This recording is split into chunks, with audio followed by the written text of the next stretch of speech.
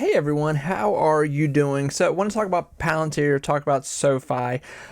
Tuesday, what a day in the market Tuesday. I mean, the market opened up to a bloodshed. I mean, everything was just drowning. It was sinking. It was like, here we go. And then the market recovered, enormously. And a lot of that was because the bank stocks that were produced quarterlies on Tuesday, Wells Fargo, Citi, all them, BlackRock, JP Morgan, they were good.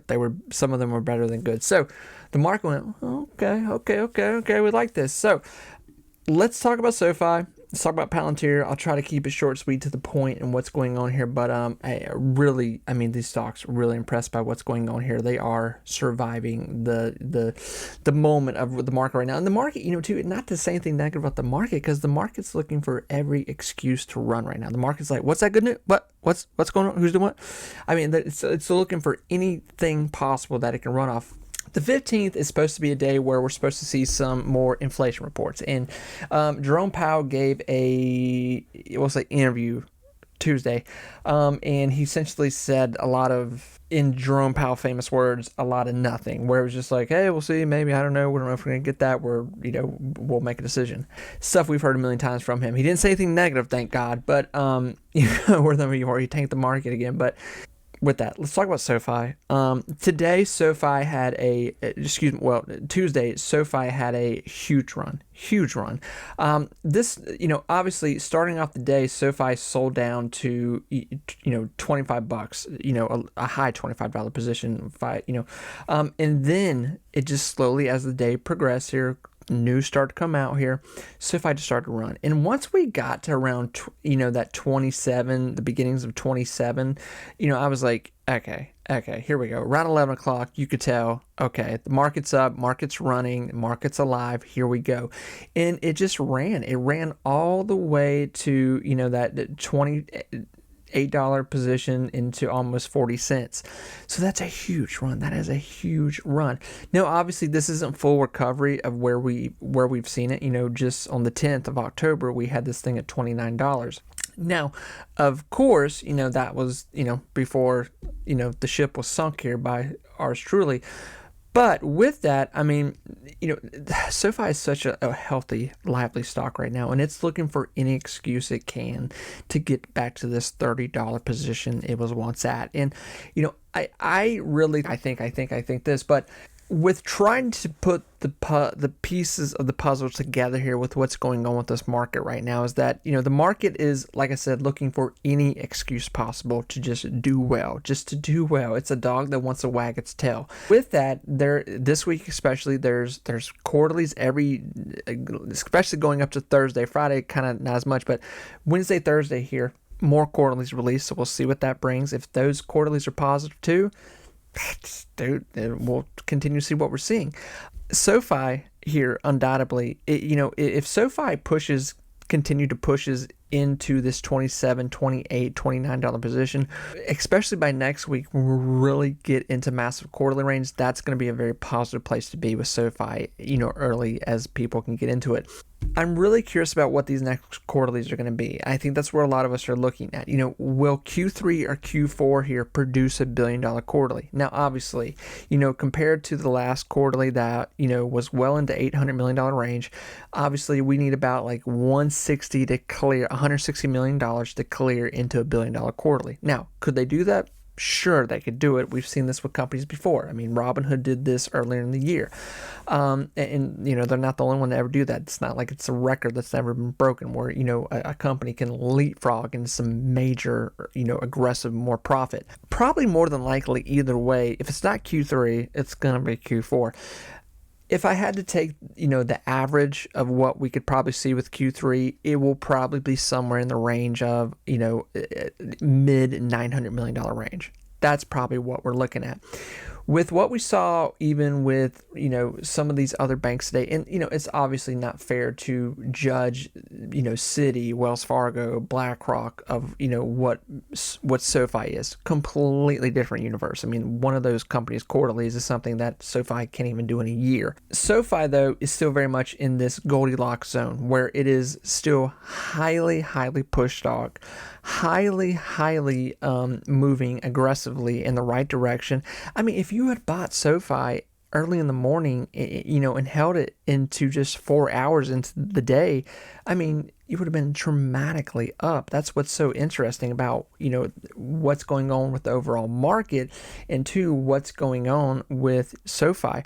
And two, I have a buddy who's really the only kind of trading he does is option trading, and he has had a rough I was talking to him today. He has had a rough go since Friday in this market because, if you're option trading, however you're doing it, calls puts.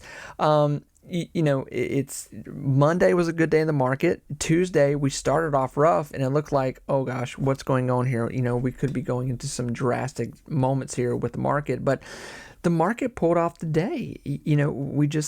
We ended here very good with the market, and SoFi had a very good day. I mean, it's wow. Like I said, SoFi is looking to run here 100%. And, I think too, once SoFi gets at the end of October here, potentially we had this second quarterly, we had the second quarterly out, third quarterly. Then we had the rate cut that we more than likely are going to see. I don't know. I really don't know how they would not do a rate cut at this point, especially not knowing. I think it's safer to do a rate cut with not knowing what these reports for job reports were in September. We still don't know what the job reports were in September, and all these other reports that were going to help them that potentially they may not see because of the shutdown. But with that, the market is still surviving better than ever and pushing. This isn't normal movement in the market. That's the thing to try to explain to someone who maybe just got here with the market. The dramatic sell-off we saw Friday, and then the dramatic, I think a lot of us may agree here, push back into the market just in this 2-day span here has been very aggressive. And that's why I said over the weekend, like, I bought as much as I could Friday when the market sold off. Because too, we've seen this playbook. We've seen this episode before where Trump tweets something and then 2 days later he's like, never mind. I mean, it's simple here what's going on. So the last thing I'll say about SoFi, really think about this next quarterly. If SoFi produces anywhere close to $1 billion quarterly or $1 billion quarterly, man, I mean, you're talking about something that's about to just flow into some unseen numbers. That's really probably what we're going to be dealing with here with SoFi. Obviously, people want me to talk about options a lot, and I don't talk about options openly, publicly, because I think they're just a lot more. That is not up to me to tell you. I'm sitting here just kind of yapping about, the clues of what we're seeing with stocks and where things are at, especially with, inflation, data, all these things we can see here. But quarterlies coming up, deals, whatnot. But I mean, it's like, what do you tell someone? I mean, long term, yes, that would be the safest bet, to play on these kind of things, especially with SoFi. But that's just, I mean, look at what happened Friday with the market, and then look what happened Monday. When the market did that on Friday, people were panic selling positions. That were going into Monday, Tuesday, or even this week. They were like, this is it. This is a collapse. This is it. This is what I've been waiting for. I deserve this. I stayed until, people were freaking out. And then look how the market the market at this point again is just like, just give me an excuse, just anything, just tell me anything good, and I'm running up the hill. That back up the hill, that's what the market's saying right now. And it's really interesting. And the market's going to get that probably, if it's not this week, it's going to be next week because this week, yes, a lot of good quarterlies that are supposed to come out here. But next week is like the AI, the retail, the hotels, it's just packed full of stuff. And that is really going to be a dead giveaway where a lot of things are at with what we're going into with the rest of October and November, December. So, yeah. And just to finish up with Palantir, I mean, Palantir is just doing amazing. Palantir has just captured 2 more big deals, the Boeing deal, then another deal here just last week. And those partnerships, those deals more than likely will not really aggressively be on this next quarterly. but no doubt about it, they will be on the fourth quarterly. So yeah, I mean, I don't really know. Even some personal friends that were like, this Palantir thing has gotten way too aggressive. I'm staying away from it. I know a few friends, and this is maybe why I talk about this a lot, because I know they hear me saying this, but they gave in, they bought. I had one buddy who bought in at Palantir, finally bit the bullet, and just bought in around like 140, 150, and he's doing well in it. But Palantir is just this very unique situation that it doesn't have to make sense at this point. It's just working. And if it's working, let it work. It's working for investors. People that even bought this at 160, even if you're buying this at 170, you're obviously doing pretty good. Palantir is looking like the market itself. It is looking for any excuse right now to run. And essentially, we're well into the 180s. This is nothing new with Palantir. It's been at the 180s here for a good minute now. And when we had that last quarterly, that Q2, Palantir busted up into this high $80 position, almost 190. We're just like 2 nickels short. Right now, we're back up in this 180 zone. More than likely, with this next quarterly coming out, and it's not just me saying this. This is, I mean, the investment firms right now are coming out with the articles like, yes, we fully expect Palantir to come out with another beastly quarterly here, billion plus. What is after the 1 point. Whatever's after that, that will be what the quarterly is more than likely. Who knows? Could be. I don't want to put the 2 right there, but 2 point. We'll stick with 1 point something. But this is the reality of what's going on right now. It's doing the right things, and I don't think anyone knows when this is going to slow down.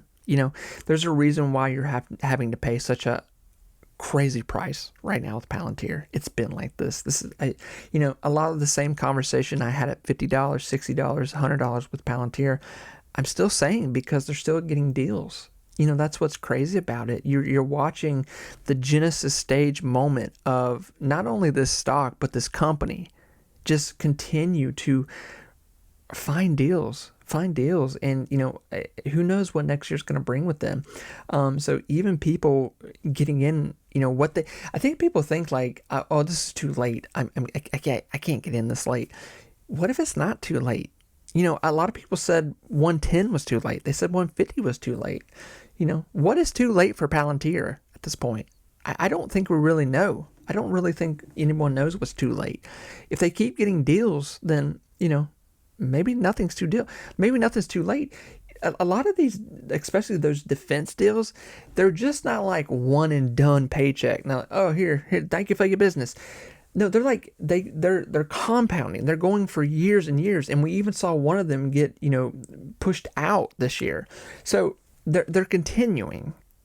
I think a lot of people are scared, like, well, what if like they release a lot of the, a few more $1 billion quarterlies, and then what if like they go under $1 billion? Like what, and then the stock may say, I don't know that should be your concern right now. I think the more concern should be like, Palantir has turned into this very unique company that obviously the world is wanting to work with right now, and it just keeps getting more of the same thing right now. They just keep getting bigger and better deals, and it's not like they're working with some like little bitty company we've never heard of.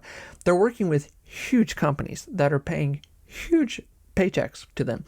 So it's a well positioned plan for them and you as the investor. Essentially, what's this is turning out to be, friends. I really wish everyone the best of luck. I'm super excited about what is going to happen this week in the market. Wild time to be in the market. Wild time to be in the market. I mean, just, man, wild time. The drama, what's going on with it, everything. And, it's been such a, I mean, this is going to be a year we're going to talk about forever as investors. It's just been wild. Friends, take care of yourself, and I'll talk to you soon. Bye, everyone.